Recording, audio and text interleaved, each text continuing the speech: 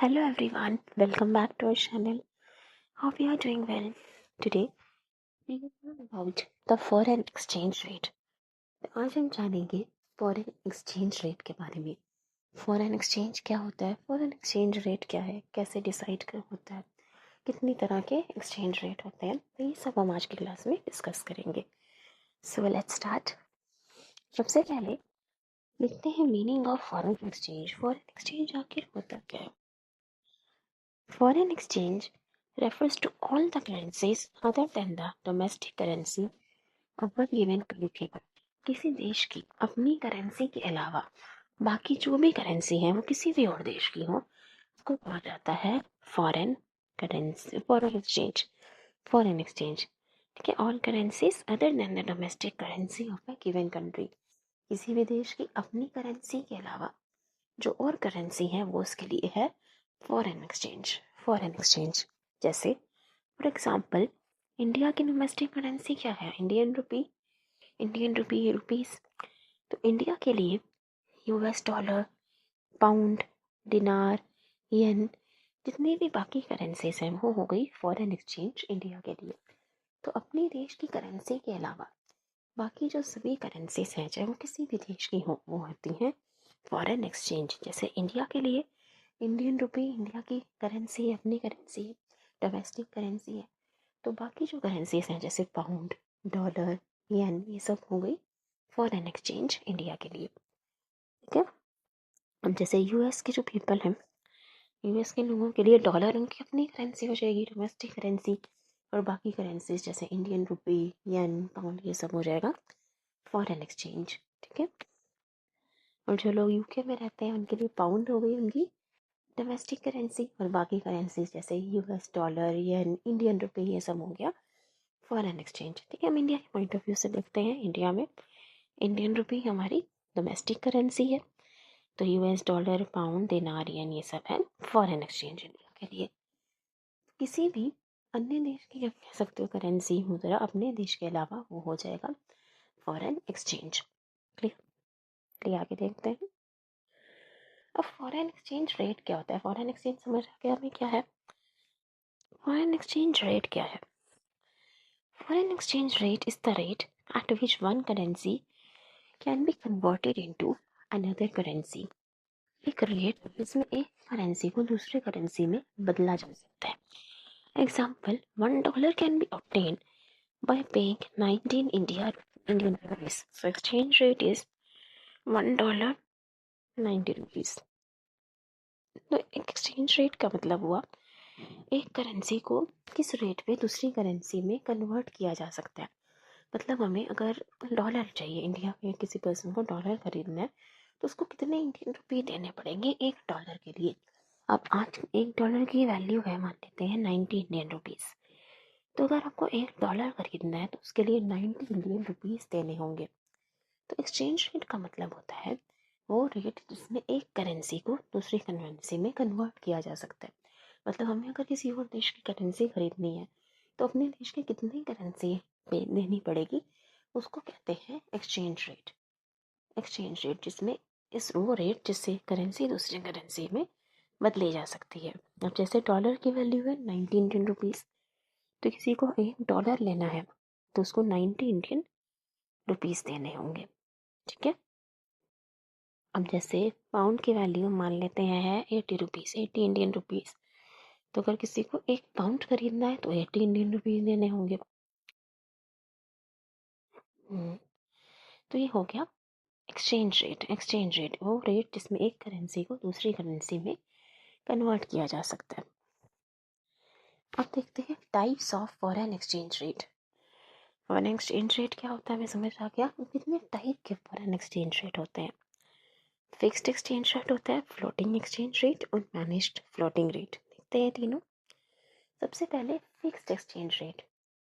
Exchange rate decided by the government is called fixed exchange rate. वो exchange rate जो government decide करती है, सरकार तय करती है, उसे कहा जाता है फिक्स्ड एक्सचेंज रेट। मतलब $1 की पहले वैल्यू हुआ करती थी अराउंड 50 इंडियन रुपीज़ के 50 के आसपास, फिर वो बढ़ते बढ़ते हो गई 80, अब बढ़ते बढ़ते है $1 की वैल्यू होती है 90 रुपीज़ के आसपास। तो ये एक्सचेंज रेट तय कौन करता है कि पहले डॉलर की वैल्यू होती थी 50 इंडियन रुपी देकर आप $1 ले सकते थे, फिर आप 80 इंडियन रुपी देकर $1 ले सकते थे, और अब आपको 90 इंडियन रुपीज़ देने पड़ेंगे $1 खरीदने के लिए। तो एक्सचेंज रेट कौन डिसाइड करता है कि कितनी इंडियन रुपी देके हम $1 ले सकते हैं, £1 ले सकते हैं? तो ये कौन डिसाइड करता है? एक्सचेंज रेट क्या होगा?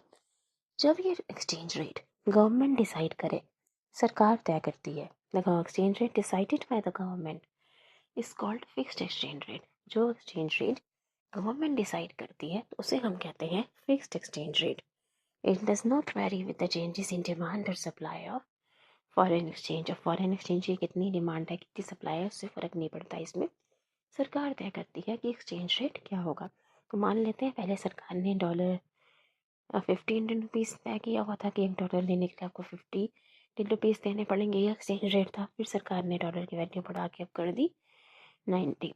तो अगर आपको $1 लेना है तो आपको 90 रुपीज़ देने पड़ेंगे। हम ऐसा मान रहे हैं कि अगर सरकार एक्सचेंज रेट तय करे जिसमें कोई डिमांड सप्लाई से कोई फ़र्क नहीं पड़ता, उसे कहा जाता है fixed exchange rate.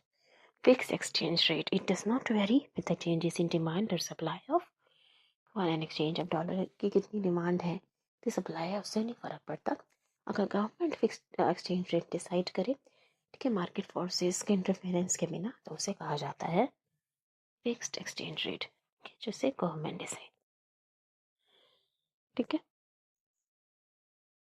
Floating exchange rate. और फ्लोटिंग एक्सचेंज रेट क्या होता है? The exchange rate decided by the market forces of demand and supply is called floating exchange rate. It is also known as market exchange rate. It varies with the changes in demand and supply of foreign exchange. अब इसमें government interfere नहीं कर रही। वो exchange rate जो demand और supply से decide होता है फॉरेन एक्सचेंज की। जैसे मान लेते हैं, वो एग्जाम्पल ले लेंगे, पहले डॉलर की वैल्यू थी 50 रुपीज़, फिर बढ़ते बढ़ते हो गई, ठीक है, मान रहे हैं, सपोज कर रहे हैं 70 रुपीज़। क्यों? फॉरेन एक्सचेंज की डिमांड बढ़ रही है, डॉलर की डिमांड बढ़ गई। क्यों डॉलर की डिमांड बढ़ गई? क्योंकि हमें चीज़ें इम्पोर्ट्स करनी है, इम्पोर्ट करनी है, बाहर से खरीदनी है। कुछ लोग बाहर पढ़ने जाना चाहते हैं, कुछ स्टूडेंट्स बाहर पढ़ने जाते हैं, कुछ लोग बाहर टूरिस्ट बाहर घूमने जाते हैं, यूएस में घूमने जाते हैं, कुछ लोग वहाँ पढ़ने जाते हैं, कुछ लोग वहाँ जॉब्स के लिए जाते हैं। तो जैसे जैसे लोग ज़्यादा फॉरेन कंट्रीज़ में हम बात कर रहे हैं डॉलर की, तो यूएस में विजिट कर रहे हैं, तो वहाँ की करेंसी की डिमांड बढ़ रही है। करेंसी की डिमांड बढ़ रही है, फॉरेन एक्सचेंज की डिमांड बढ़ रही है। तो जैसे जैसे फॉरेन एक्सचेंज की डिमांड बढ़ रही है, तो वैसे ही एक्सचेंज रेट जो है वो इंक्रीज़ हो रहा है। पहले 50 रुपीज़ देने पड़ते थे $1 लेने के लिए, फिर 70 रुपीज़ देने पड़ते हैं, और अब अगर $1 खरीदना है तो 90 रुपीज़ देने पड़ते हैं। तो ये क्यों बढ़ा है डॉलर की वैल्यू? क्योंकि एक्सचेंज रेट इंक्रीज हो रहा है डिमांड में चेंज होने से, डिमांड और सप्लाई में चेंजेस होने से। अब डॉलर की सप्लाई तो उतनी ही थी, लेकिन डिमांड बढ़ने की वजह से क्या हुआ, ये एक्सचेंज रेट जो है वो बढ़ गया। अब $1 लेने के लिए 90 रुपीज़ देने पड़ते हैं। ये हुआ डिमांड में चेंज होने की वजह से, डिमांड में इंक्रीज होने की वजह से। तो जब एक्सचेंज रेट डिसाइड हो bye market forces of demand and supply, उसे कहा जाता है फ्लोटिंग एक्सचेंज रेट या मार्केट एक्सचेंज रेट।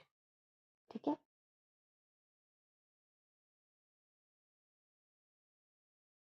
जब गवर्नमेंट डिसाइड करती है एक्सचेंज रेट, उसे हम कहते हैं फिक्स्ड एक्सचेंज रेट। जब डिमांड और सप्लाई से डिसाइड होता है, उसे कहते हैं फ्लोटिंग एक्सचेंज रेट। और मैनेज फ्लोटिंग रेट क्या होता है? When the central bank tries to influence the exchange rate by entering the market as a buyer or seller, it is called managed or dirty floating rate. Managed floating rate या dirty floating rate कहते हैं जब central bank decide करता है exchange rate, कि जब central bank exchange rate को manage कर रहा है कि एक्सचेंज रेट क्या रहेगा, किसी करेंसी में कन्वर्जन का क्या रेट होगा, जब इसका सेंट्रल बैंक डिसाइड करता है, उसे कहा जाता है manage floating rate.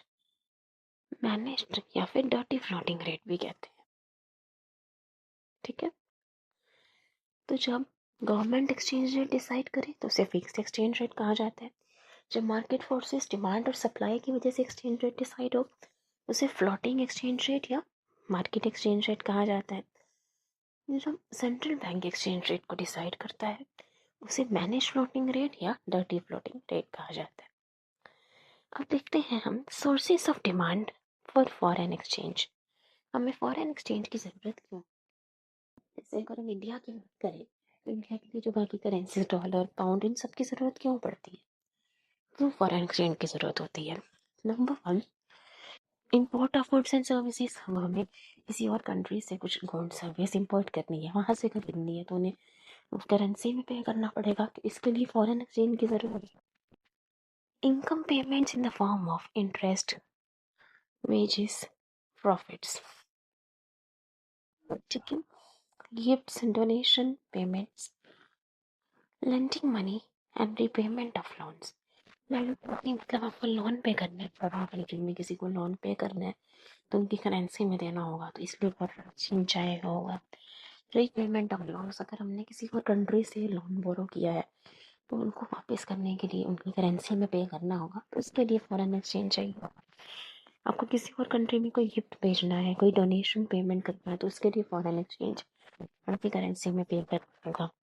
Income payment in the form of interest, wages etcetera. जैसे जैसे इंडिया एग्जाम्पल लें, इंडिया में कुछ यूएस के एम्प्लॉयज़ काम कर रहे हैं, ठीक है, यूएस के एम्प्लॉयज़, तो उनको जो सैलरी जाएगी, वेजेस जाएंगी, वो उनकी करेंसी में जाएगा, उनकी करेंसी में पे करना होगा, तो उसके लिए फॉरेन एक्सचेंज की ज़रूरत होगी।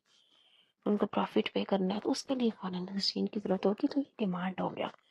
फॉरेन एक्सचेंज क्यों चाहिए होता है हमें? सबसे पहले इम्पोर्ट के लिए, गिफ्ट भेजने के बाद, डोनेशन, इसके लिए हमें लोन अगर रीपे करना है या फिर लैंडिंग मनी लोन पे करना है किसी फॉरेन कंट्री में, तो इसके लिए फॉरेन एक्सचेंज की ज़रूरत पड़ती है, demand of foreign exchange.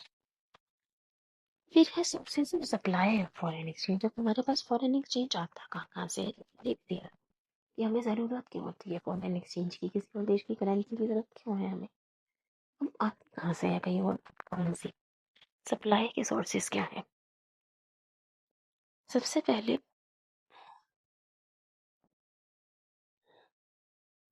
Export of goods and services. अगर आपको गुड्स और सर्विसेज एक्सपोर्ट, मतलब हम किसी और कंट्री को अपने गुड्स और सर्विसेज सेल कर रहे हैं, सपोज यूएस को हम सेल कर रहे हैं, तो हमें अपनी करेंसी में पे करेंगे तो हमारे पास फॉरेन एक्सचेंज आ जाएगा, ठीक है, सप्लाई हो गई foreign exchange. Income received in the form of profit, dividend, wages and salaries.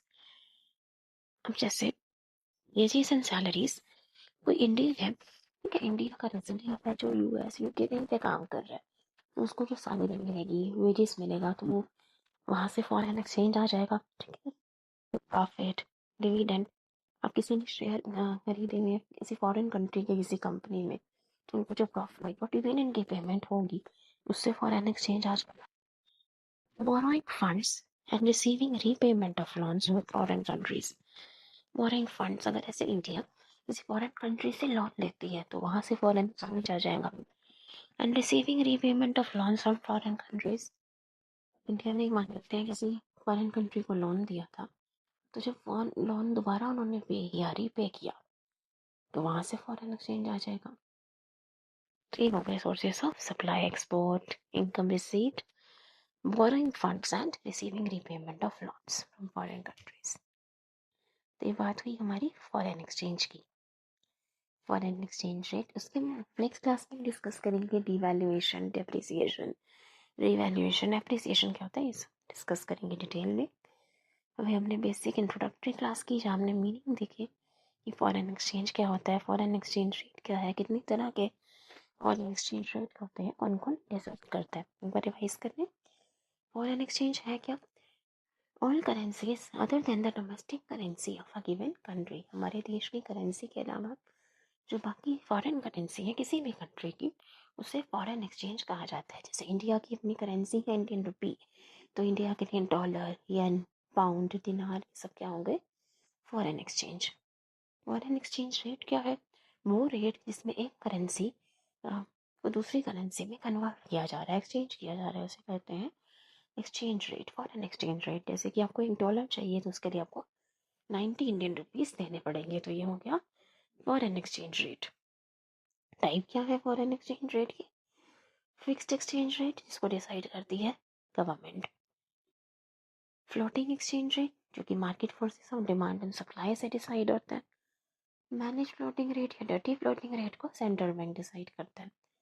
Sources of demand for foreign exchange की डिमांड क्यों होती है? इम्पोर्ट करने के लिए, अगर हमें किसी और कंट्री से कोई गुड्स और सर्विसेज खरीदनी है, उनको पेमेंट करनी है, वेजेस, सैलरी, या फिर उनका प्रॉफिट की पेमेंट करनी है, डिविडेंड की पेमेंट करनी है, इसके लिए कोई लोन उनको रिपे करना है, या फिर उनको लोन देना है, तो उसके लिए फॉरेन एक्सचेंज की ज़रूरत होती है। कि गिफ्ट्स या डोनेशन पेमेंट करने के लिए।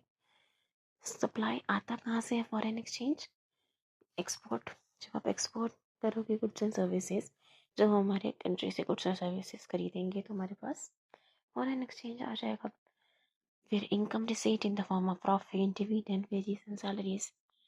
बोरोइंग फंड्स, अगर किसी और फॉरेन कंट्री से लोन लेते हैं तो वहाँ से फॉरेन एक्सचेंज आएगा, ठीक है। या फिर रिसीविंग रीपेमेंट ऑफ लोन, हमने किसी, जैसे सपोज कर लो इंडिया ने किसी फॉरेन कंट्री को लोन दिया था, तो जब वो लोन इंडिया के पास वापस आया, उन्होंने रीपे किया, तो फॉरेन एक्सचेंज आ जाएगा, ठीक है। तो ये हो गए sources of demand and supply.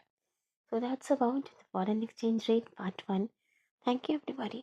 Please share and subscribe. Thank you.